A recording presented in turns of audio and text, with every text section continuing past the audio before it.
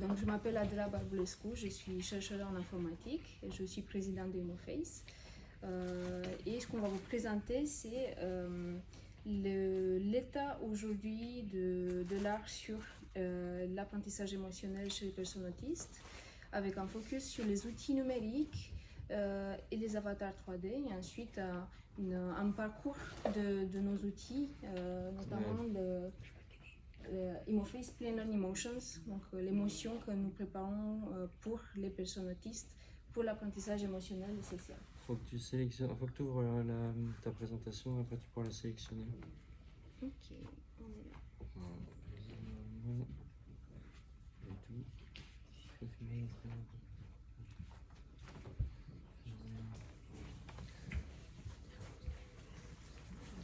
Tu dis que c'est là. Un slideshow. Je pense qu'il ne va pas quand c'est trop. Oui. Ah si, bah voilà. Yes. C'est bon. Voilà. Merci.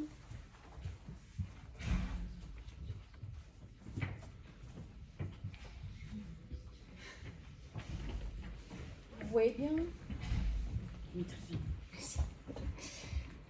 Donc, présentation, notre atelier qui s'appelle Solutions numériques d'apprentissage émotionnel pour l'autisme.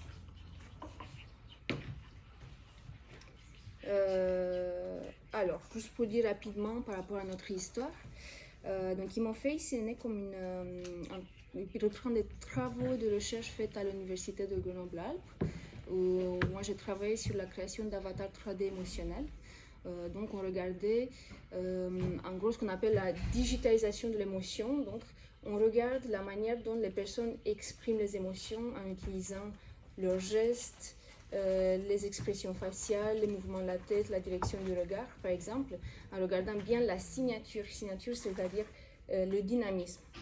Ce qu'on a observé par rapport à cela en regardant les émotions plus complexes, c'est qu'il y avait des spécificités, ce qu'on appelait des patterns. Un exemple très simple, c'est quand on pose une question, la fréquence de la voix, l'intonation, à la fin, elle va se avec comment vas-tu? Donc, il y a toujours, en fonction aussi de la langue et de l'élément culturel, on voit très clairement des signatures et des éléments spécifiques en fonction de l'état mental qu'on a ou du contexte. Dans ce cas, c'était une interrogation pour l'exemple simple. Mais l'idée, c'est que en utilisant le fait qu'il y a des signatures, on peut modéliser ces patterns. Donc ça nous permet d'ensuite pouvoir recréer des expressions pour une émotion donnée, par exemple de transférer sur un avatar 3D. Donc l'idée de ce travail, c'était qu'on peut, pour une nouvelle phrase, c'est une émotion donnée qu'on a analysée, c'est de créer des animations qui représentent ces émotions. Et à partir d'ici, toujours dans l'idée on a des stimulus donc, qui sont donnés par l'avatar 3D, on peut utiliser cela dans un contexte d'apprentissage, et notamment là où on a trouvé le besoin le plus important, c'était l'autisme. Donc on va comment créer des solutions d'apprentissage pour l'autisme. Donc pour parler rapidement de l'enjeu de l'apprentissage chez les personnes autistes, ce qu'on connaît aujourd'hui, donc c'est clair qu'il y a des difficultés par rapport au traitement des signaux. Donc dans le développement du cerveau, il y a une différence dans la manière dont les signaux socio-émotionnels sont traités, ce qui mène à des difficultés dans la compréhension des expressions faciales. Cela est représenté, et pour nous c'est clair, on l'a vu, c'est pour toute personne autiste, donc dans tout le spectre du trouble de l'autisme, et on peut voir des erreurs d'identification des expressions faciales, et en plus de ça, il y a aussi le temps de traitement qui est plus allongé. Donc on parle de difficultés par rapport au traitement des signaux, problématique de l'identification des expressions faciales, et cela mène en général, pour ce qu'on voit dans le quotidien, c'est les difficultés de compréhension des émotions et des situations sociales. C'est pourquoi il y a besoin de ce travail, de la compréhension de l'expression, pour toute personne autiste avec ou sans déficience intellectuelle. Et juste pour dire, n'hésitez pas si vous avez des questions, des choses à dire, à compléter.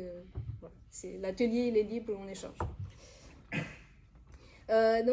Comment on travaille aujourd'hui les expressions faciales?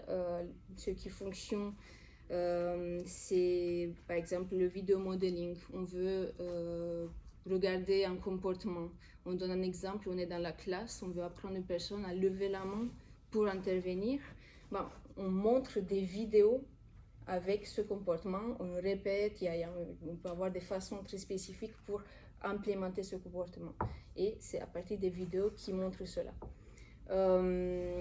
Et je peux parler aussi avec des exemples concrets où on a vu les limites de ces méthodes de travail. Un exemple, c'est avec un enfant qui avait beaucoup travaillé avec des vidéos.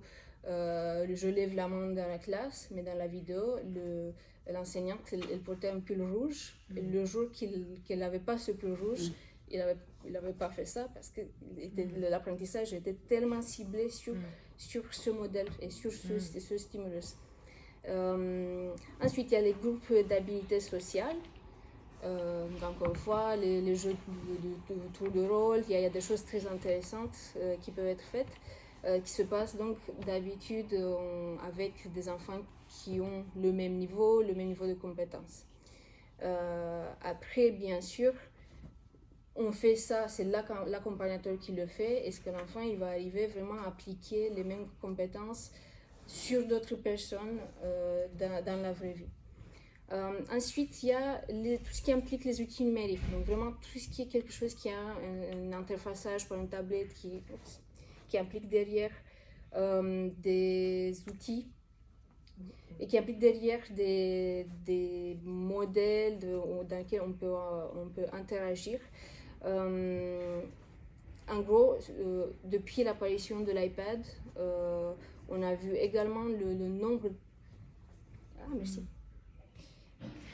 Et...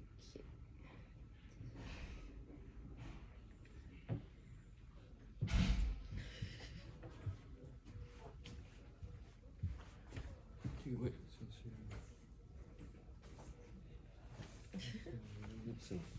Merci. Ok, donc pour les outils numériques, depuis l'apparition de l'iPad, le nombre d'études dans l'autisme pour différents types d'apprentissage qui utilisent la tablette, il a augmenté énormément.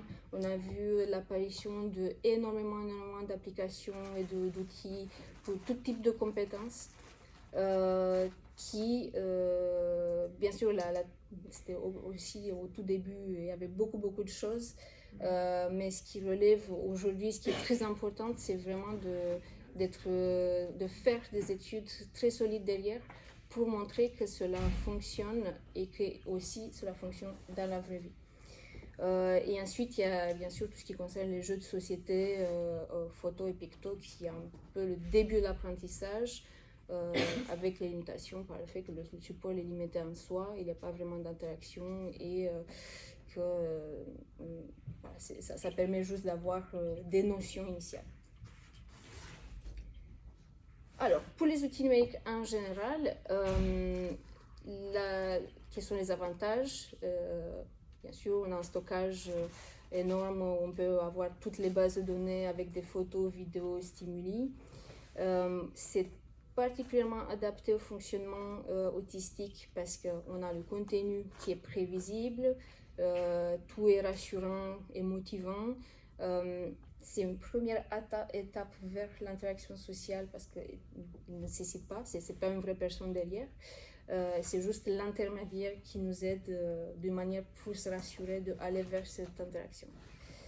On a beaucoup d'études, si vous voulez savoir plus sur l'état de l'art, on peut vous transmettre beaucoup de bibliographie par rapport à l'efficacité concernant la compréhension d'expression faciale par les outils numériques. Et notamment les avatars. Parmi les tout premiers outils qui utilisaient les avatars, c'était 2012 avec Transporters. Voilà, c'est ce qui était exactement. Un point qui est très important, c'est pour avoir un apprentissage qui est efficace, c'est utiliser justement ce qui nous passionne, utiliser ce qu'on appelle les centres d'intérêt spécifiques. Et eux, ils ont choisi les trains parce qu'on voit très bien pour ça, c'est un intérêt très fort. Et donc, on a des vidéos avec des trains qui portent des vraies têtes et avec plein d'activités derrière, activités de tests, reconnaissance émotion et autres. Mais c'est un des premiers outils qui ont fait une vraie étude derrière, qui ont pu montrer pré-post-intervention qu'il y avait une amélioration de la reconnaissance de l'émotion. Notre exemple très intéressant, c'est Life is Game par Veronica Orvalho à l'Université de Porto, qui utilisait parmi les premiers outils qui utilisaient vraiment des avatars 3D très ludiques qui pourraient voilà, travailler un énorme champ de compétences. Et ensuite, Je Stimule, qui est un travail fait à Nice par Sylvie Seret, également pour enfants avec déficience intellectuelle, avec un rendu un peu plus, un peu moins attirant, mais qui a montré son efficacité. Après, malheureusement, ce sont des exemples qui ont été créés dans les labos de recherche et qui n'ont pas sorti, on peut pas les trouver aujourd'hui, en gros. Mais c'est des premiers exemples qui montrent que à travers le travail avec l'avatar 3D, on démarre le travail de ses compétences et c'est très très attirant pour les enfants et c'est aussi un travail qui aide énormément les accompagnateurs. Bien sûr, il y a moins de temps perdu pour créer des supports qui sont très personnalisés pour chaque personne. Mais aussi, finalement, ça motive énormément de voir qu'il y a un progrès qui se fait et qu'ensemble, on peut jouer et apprendre. Donc, quels sont les avantages des avatars? Avec les avatars, on peut avoir différents degrés de réalisme. Donc, on parle vraiment, c'est un travail fait par des artistes 3D, par exemple, pour modéliser des morphologies différentes en fonction du besoin. On peut progressivement, ce qui est souhaitable, c'est de se rapprocher le plus du réalisme. Ensuite, l'information, donc c'est la même idée, elle peut être simplifiée et complexifiée en fonction du besoin. Là, on parle vraiment de textures, d'utilisation des lumières. En plus, les environnements, on peut les créer d'une façon pour avoir des distracteurs ou non. Toujours ajouter de plus en plus d'informations pour s'approcher de la réalité. Tout ce qui concerne les données audio, vidéo, c'est contrôlable, donc on peut créer une infinité de types d'activités et de jeux. Et aussi, on peut travailler sur les comportements verbaux et non verbaux. Donc, à travers l'avatar, on peut mettre des voix, on peut travailler juste sur les comportements non verbaux. Et maintenant, on peut commencer, donc d'ici, à partir de tout ce qu'on a vu dans la recherche, commence l'histoire d'Imoface. Comme j'avais expliqué, moi je travaillais dans la recherche, si vous connaissez peut-être Gypsalab et INRIA, qui sont deux labos à Grenoble. Gypsalab, c'était département de parole et cognition. INRIA, c'était plutôt la partie graphique par ordinateur. Et c'est à Grenoble aussi que j'ai rencontré Maëla Lima. Je vais se présenter. Bonjour, je m'appelle Maëla Lima, je suis designer graphique, j'ai un background en communication en fait. J'ai une petite sœur qui est autiste et du coup j'ai fait mon stage chez Leica pour ma conclusion pour mon projet de recherche en design graphique. C'était là comment le design graphique peut aider les personnes autistes à mieux communiquer. Et une fois que j'ai eu mon diplôme, j'ai entendu parler d'Adela avec les projets Emoface et je l'ai tout de suite contactée. C'est comme ça qu'on s'était rencontrés. Et que, donc, effectivement, on a créé ensemble Emoface où, donc, moi, je partais de l'idée d'utiliser l'avatar pour travailler les compétences émotionnelles, mais j'avais plutôt en tête le côté non-verbal et vraiment ce qui donne la partie qu'on appelle la prosodie, donc l'expression émotionnelle. Et donc, de ton côté, c'était comment on travaille la communication, effectivement, comment on aide à transmettre le contenu. Donc, ces deux parties ensemble pour aider, effectivement, pour donner un outil qui aide à la communication, mais qui, l'idée c'était aussi d'aller dans les deux sens, parce qu'on a les personnes qui ont du mal à s'exprimer et du mal à reconnaître et comprendre comment est-ce que les autres communiquent. Donc, en gros, c'est l'idée d'avoir un vocodeur émotionnel. On va voir si ça fonctionne avec le son. Donc ça, c'est juste des animations pour montrer sur quoi on travaillait avec des émotions plus complexes. Donc ce sont des animations générées au niveau audio et vidéo pour la même phrase, 4 émotions. Ce n'est pas possible. Ce n'est pas possible. Ce n'est pas possible. Ce n'est pas possible. Donc ça, c'était 2017. Donc depuis, donc ça c'était, on va dire, le début, c'était le prototype qu'on montrait au tout au début. Et depuis, donc en travaillant, en faisant beaucoup d'expérimentation, en travaillant avec les professionnels, on a bien compris qu'il faut démarrer avec les émotions de base. Donc on a recréé ensuite pour les avatars les émotions les plus simples et vraiment à partir de l'expression faciale jusqu'à l'émotion et ensuite le contexte.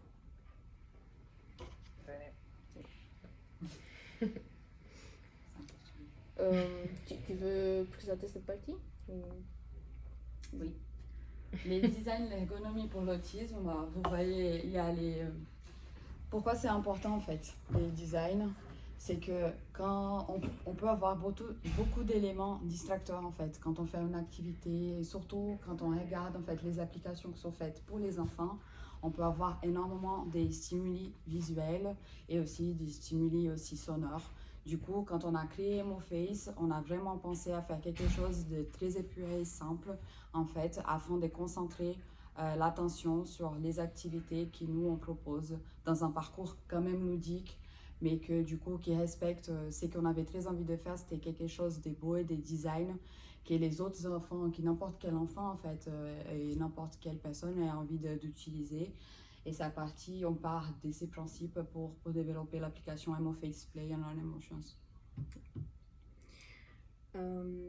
Et par rapport à tout ce qui a été construit, on a pu faire notre première étude préclinique. Donc déjà, je parle directement de ça avant de faire une démo. Donc pour dire qu'on a pu travailler avec le LILAB, le Living and Learning Lab du neurodéveloppement. Donc leur but, c'est de évaluer les outils numériques qui apparaissent, parce que donc, il y a effectivement une vitesse de développement par rapport à des nouveaux outils, mais il nous manque toujours les bons outils pour les évaluer. Et eux, ils ont mis en place des nouvelles grilles et c'est des choses aussi qui fait partie de la recherche, c'est la création des outils d'évaluation des nouveaux outils numériques. Donc c'est ce qu'on a fait ensemble, c'était d'évaluer auprès de 40 personnes autistes entre 5 et 35 ans. Donc c'était dans des structures autour de Paris où on a donné l'application pour une utilisation pendant 2 mois. Les seules consignes, c'était faire participer des personnes diagnostiquées et de jouer un minimum de 20 minutes par semaine. Donc, c'était des personnes avec une sans déficience intellectuelle ce qu'on a vu, oui, c'est d'avoir au moins 1 an et demi à l'échelle de Vineland.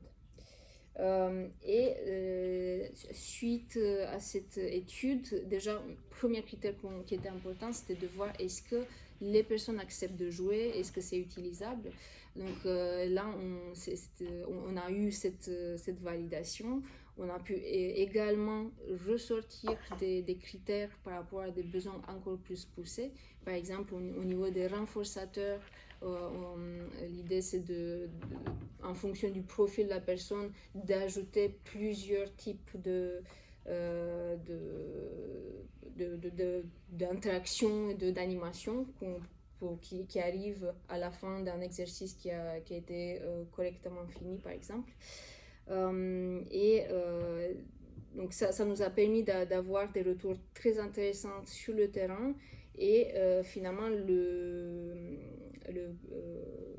principe, ce qu'on a sorti comme critère principal de l'étude, c'était de voir s'il y a une évolution de la reconnaissance émotionnelle, et ça c'était bien le cas pour tous les participants.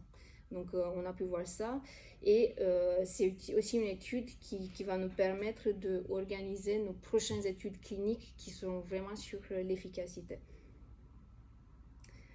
Ensuite, donc dans l'ordre, les compétences qui sont travaillées dans le parcours proposé sont,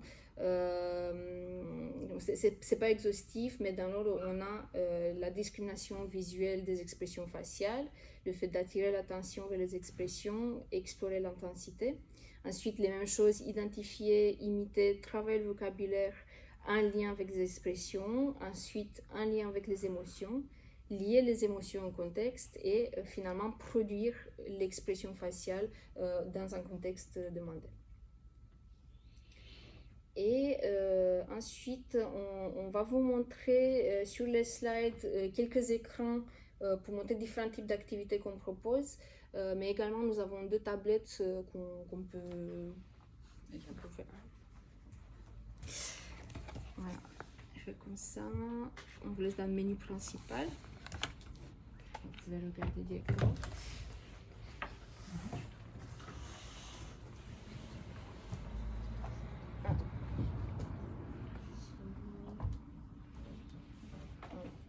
On a un peu de batterie, mais ça c'est pas grave, on montre directement sur le slide. Donc, la première partie, quand on commence le travail, donc on propose un mode de parcours avec 30 niveaux. Chaque niveau va travailler différents types de chapitres. Donc, dans l'ordre, c'est les expressions faciales qu'on commence à travailler sans les nommer. Ensuite, au fur et à mesure, on les nomme, on les identifie. On commence avec la partie bas du visage. Donc, c'est d'abord le sourire, ensuite la bouche, la partie du nez aussi. Donc, c'est par exemple les activations musculaires qu'on va utiliser dans le dégoût. Et ensuite, on montre la partie haute du visage avec les sourcils, les yeux. Ensuite, c'est les émotions et les émotions en contexte. Et à chaque fois, il y a des niveaux qui reprennent les différentes activités pour répéter d'une manière à assurer l'acquisition de la compétence. Un exemple d'activité, donc c'est cherche la même expression, par exemple. Donc on montre une image statique ou animée, l'image cible, et exactement, donc, quand on démarre une activité, voilà, je vais expliquer l'activité et l'écran en total. Donc pour toutes les activités, on a une consigne qui est donnée en texte et avec audio. L'idée, c'est que la personne peut jouer de manière indépendante, toute seule. Il n'y a pas de prérequis. Elle doit pouvoir pointer et choisir. Et si elle ne peut pas, c'est l'accompagnateur qui va l'aider à mettre l'index et choisir les stimulus. L'idée, c'est d'avoir toujours un accompagnateur à côté, le professionnel ou le parent. Et donc, à chaque fois, on a une activité ludique qui peut être, dans ce cas, c'est cherche la même expression. Et donc, c'est l'image cible et ensuite une autre set d'images qui peut être un avatar avec la même identité, ça c'est le plus simple. Ensuite, ça peut être des avatars différentes ou même des images de vraies personnes statiques ou animées. Un autre exemple, quand on travaille les contextes. Ici, c'est pour travailler la joie. Jules aime faire de la balançoire. Comment est-il quand il fait de la balançoire? Donc, on a l'image cible qui est le contexte donné. Ensuite, identification de l'émotion et identification de la réaction adaptée pour ce contexte donné. On va dire de manière inconsciente, donc sans nommer très clairement pour l'accompagnateur, on travaille aussi la théorie de l'esprit, parce que c'est à chaque fois on parle d'un personnage, un avatar, qui a sa propre histoire, et c'est pas par rapport à la personne même. Ensuite, un autre mode de jeu, un autre mode d'activité, c'est les jeux. Donc cela reprend les types d'activités qui ont été utilisées dans le parcours, avec la différence que on peut choisir l'émotion à travailler, le niveau de difficulté, et on aura 5 exercices qui sont générés de manière différente. Donc cela permet de travailler à chaque fois sur des stimulus différents, et le but c'est justement de ne pas mémoriser la bonne réponse. Donc là, par exemple, on choisit l'émotion, ça peut être une ou deux ou toutes les 6 émotions. Le niveau débutant, avancé. Les niveaux sont donnés par des paramètres comme l'identité de l'avatar, le fait que c'est plutôt mélangé avec image ou non, animation, et aussi la finesse, parce qu'on peut travailler avec des intensités différentes. Ça peut être peu content, très content, moyennement content, par exemple. Et ici, c'est un exemple d'une activité, font-ils la même émotion? Donc on a 2 animations, on doit choisir si c'est la même ou non.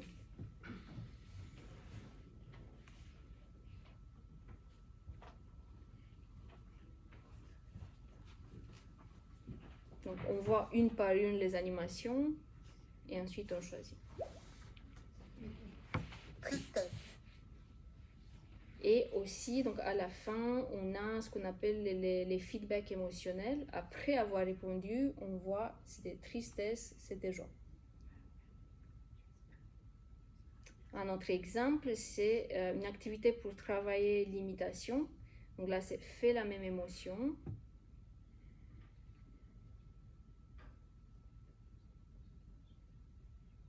En gros, ce qui se passe ici, c'est que, je reprends, donc on a à la partie gauche, c'est l'avatar animé. Dans cette partie ici, c'est le retour de la caméra en temps réel. C'est comme si on utilise un miroir, mais on le voit sur la tablette, et on se prend en photo avec ce bouton ici, et l'image est sauvegardée.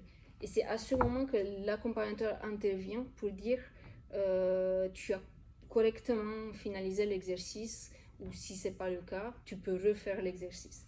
Et c'est toujours l'accompagnateur qui va lui donner cet indice. On ne demande, en gros, on ne demande pas d'imiter d'une façon ou d'une autre. Finalement, il n'y a pas une façon à faire qui doit être très très précise. En gros, c'est toujours l'accompagnateur qui va savoir quoi exactement demander. Donc là, je prends. Elle est trop drôle. Peur. Et donc, les images sont sauvegardées sur des dossiers spécifiques pour l'émotion. Et ça permet ensuite de revoir au niveau du temps s'il y a une amélioration par rapport aux images. Et une dernière partie de travail différent qui s'appelle exploration. Donc ici, on regarde l'avatar, il n'y a pas une activité qui est demandée, mais avec le curseur et en cherchant un bouton pour chaque expression faciale, on peut dessiner les expressions sur l'avatar. Donc ça permet par exemple, ça peut être un outil pour transmettre, de communiquer une expression, une émotion, de transmettre une information. Et on a beaucoup de types de cas d'usage et des activités ludiques qu'on peut mettre en place, même dans des groupes d'habileté sociale.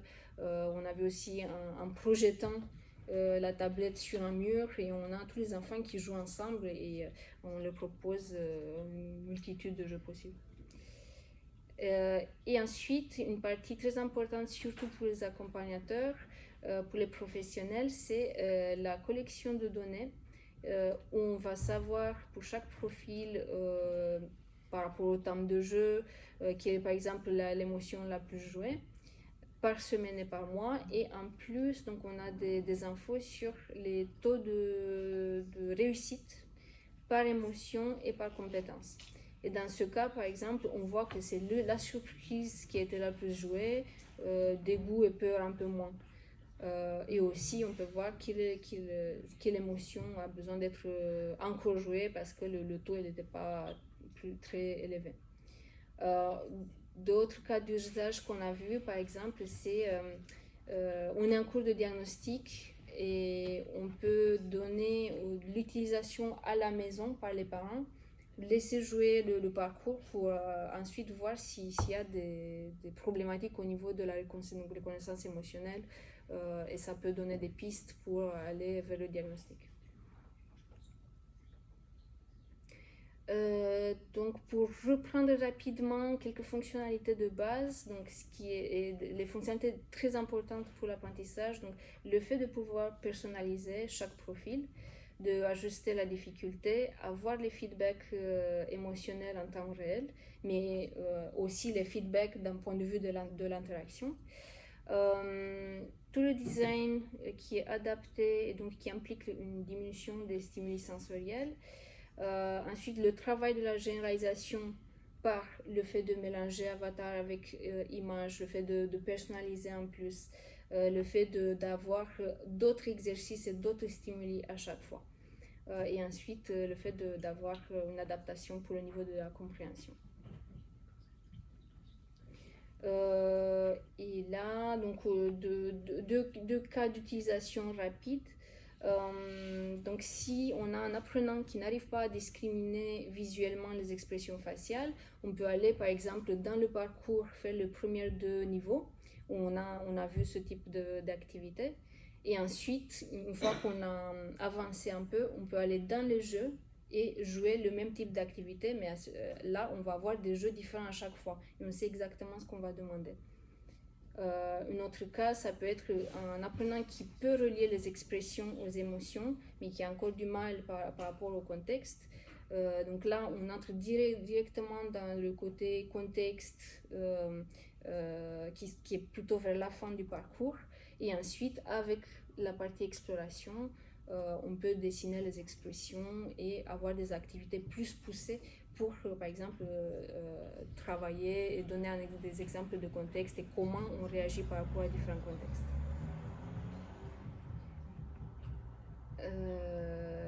Alors, donc ça, c'est nos informations de contact. Donc, si vous voulez savoir plus, avoir des mots plus poussés, n'hésitez pas à nous écrire, on peut parler directement. Et sinon, est-ce que vous avez des questions?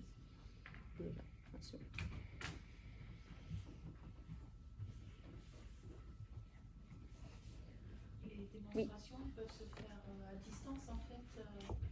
C'est ça, on peut réserver un créneau par exemple avec une éducatrice et vous lui montrer. Oui, en fait, si vous pouvez prendre une photo et ça c'est le lien que vous utilisez pour choisir un créneau. D'accord. Oui, et en fait. En fait, il y a les codes là ici aussi, on va laisser à disposition, vous pouvez les consulter. Et aussi, donc si vous voulez, nous on a ici le curriculum, c'est en version papier, mais en gros c'est un curriculum qui montre toute la liste d'émotions qui sont travaillées sur le parcours.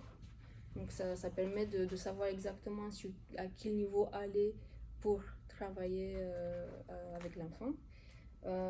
Également, vous pouvez le télécharger directement, donc si vous voulez voir, c'est aussi le QR code.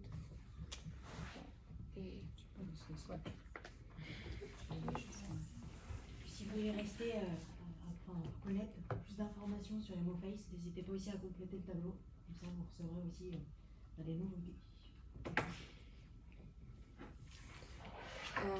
Également au niveau des structures, donc nous ce qu'on souhaite beaucoup c'est de transmettre cette approche d'apprentissage qui est très précise au niveau du besoin de chaque personne, mais qui est très importante d'être mise en place de manière fréquente nous voyons très bien que c'est ce type de compétences qui sont travaillées en session de thérapie qui se passent peut-être une fois, 2 semaines pendant des périodes très courtes, ne sont pas efficaces. Donc c'est important de continuer le travail à la maison par exemple.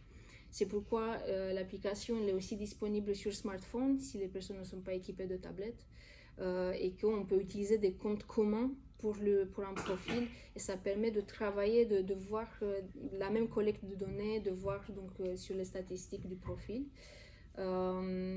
Et aussi ce qu'on fait c'est des ateliers et des formations. On peut venir dans la structure pour expliquer toute cette approche d'un point de vue théorique et de vraiment la prise en main de la tablette, l'introduction au niveau de l'accompagnement dans la structure. Et l'idéal, c'est toujours d'avoir les parents pendant ces sessions. Donc, ça fait aussi partie des propositions sur lesquelles vous pouvez nous contacter. Et on en parlait hier. C'était ce que vous avez développé aussi peut-être pour les adultes, des contextes plus adaptés Oui. chez les adultes ou adultes, ça parle des situations dans lesquelles ils se reconnaissent un peu plus peut-être. Oui, en fait, actuellement, on a MoFace Play and Learn Emotions, qui on est d'accord, les situations qui sont dedans aujourd'hui sont plutôt pour les enfants. On veut faire évoluer ça et du coup, actuellement, on est en train de développer un prototype. On a fait en fait un petit prototype pour valider ces formats de contexte social. Et du coup, si vous avez des idées, en fait, des situations sociales très spécifiques, nous, on est complètement... On pourra en parler après plus en détail parce que notre but en fait c'est de pouvoir proposer exactement la même application avec les mêmes formats en fait pour les adultes.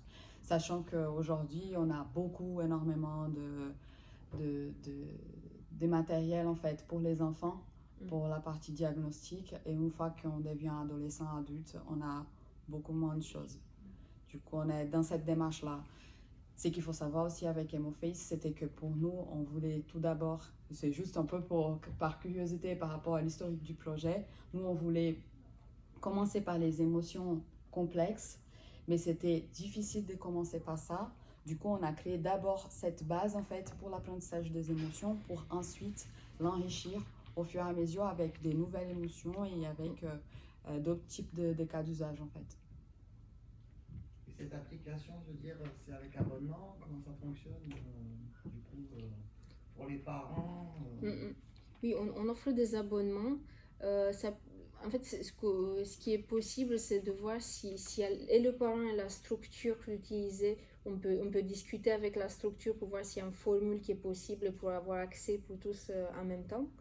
Et sinon, oui, il y a des abonnements annuels ou mensuels en fonction du besoin. Vous savez, quand c'est mensuel, vous pouvez l'arrêter en tout moment. Si par exemple pendant l'été, on ne va pas utiliser une structure, on peut l'arrêter pendant cette période-là. Mais plus concrètement, on a 2 types d'abonnements. On a un abonnement famille avec 3 profils différents. Ça veut dire qu'à l'intérieur de l'application, on peut avoir 3 profils aussi personnalisés. Il y a une partie que nous, on n'a pas montré, que c'est vraiment la partie personnalisation où on peut rajouter nos propres photos à nous. Et du coup, ensuite, on pourra avoir ces photos, ces contenus dans la partie jeu en fait, de l'application. Du coup, on a un abonnement pour les familles qui aujourd'hui est à 100 € par an annuel. Et on a un abonnement pour les professionnels avec 10 profils différents qui est à 150 € annuel aujourd'hui. Oui, parce que c'est quand même un budget qu'il faut savoir. Oui. Voilà. Et puis ensuite, c'est qu'on essaie de travailler avec les associations en fait pour pouvoir construire des projets ensemble pour que ça soit accessible aux familles gratuitement en fait. Comme il y a beaucoup de mamans solo avec des enfants bien sûr, autistes, oui. si en plus il y a ça en plus. Et est-ce que par la suite, vous comptez faire un truc pour savoir les gérer ces émotions? Parce que c'est bien de les comprendre, mais c'est mieux aussi de les gérer. Est-ce que c'est prévu dans vos programmes ou pas du tout? Oui, Je sais oui, on sait très bien que c'est la continuation, c'est ça. Donc on fait l'apprentissage, même on va dire avec les outils qui permettent d'avoir l'évaluation, mais ensuite c'est qu'est-ce qu'on fait après. Et le après, il y a des choses qu'on peut faire toujours dans la tablette, mais il faut sortir. Et là, on veut écouter justement quels sont les besoins. Mais oui, on a des idées justement surtout de pouvoir relier nos outils avec d'autres existants ou avec nos outils qui sont plutôt en physique, ou des propositions des activités, en gros, pour dire, tu as fini ce niveau, maintenant tu prends 15 minutes et tu vas pouvoir faire ça, ça, ça et ça. Et ensuite, on a un petit truc qui nous dit, ok, 15 minutes sont finies. Voilà.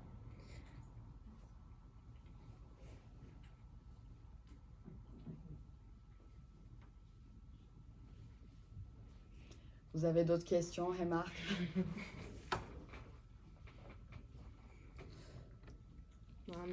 Merci beaucoup. Donc, nous avons toujours notre stand, on est là toute la journée. N'hésitez pas. Ouais, du coup, ici, si vous voulez réserver une démo du coup, de l'application, les codes, il est ici. Je parle spécialement pour vous. Voilà. Et il y a aussi les curriculums. On a créé, ce qu'il faut savoir, c'est que MoFace a été, comment dire, on a développé ce curriculum pour aider dans l'apprivoisement de l'outil, mais il existe tout un éventail en fait, de formations qu'on est en train de mettre en place pour l'apprivoisement de cet outil aussi. Du coup, si vous êtes intéressé à échanger avec nous, c'est avec grand plaisir. Et nous avons les papiers ici pour, si vous voulez laisser nous votre contact avec nous. Merci beaucoup. Merci.